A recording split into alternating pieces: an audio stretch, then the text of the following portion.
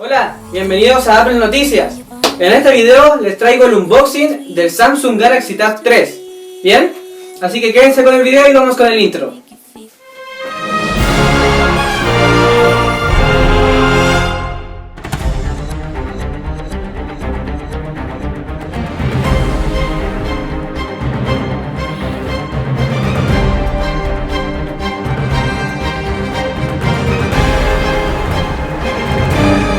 Anteriormente vamos a hacer el unboxing del Samsung Galaxy Tab 3.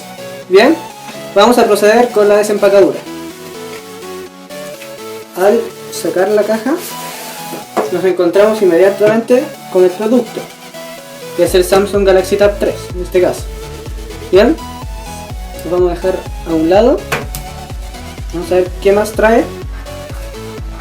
Aquí viene con una cajita y aquí vemos manual de garantía y una guía rápida de uso. Bien, lo típico.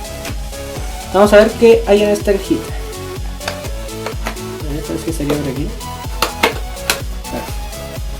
Aquí trae su respectivo cargador. Bien, para la pared. Y el cable USB con entrada de micro USB. Bien, aquí vemos el producto. Bien, me imagino que habrá que iniciarlo y no mucho más. Aquí no vemos, no trae nada más. No viene con auriculares. Bien, entonces bien cortito este video. Fue el unboxing del Samsung Galaxy Tab 3. Bien, este es de 8 GB. Bueno, hasta aquí el unboxing del Samsung Galaxy Tab 3. Fue un video bastante cortito ya que no traía mucho en su interior. Pero para que sepan lo que trae el Samsung Galaxy Tab 3 si se lo quieren comprar.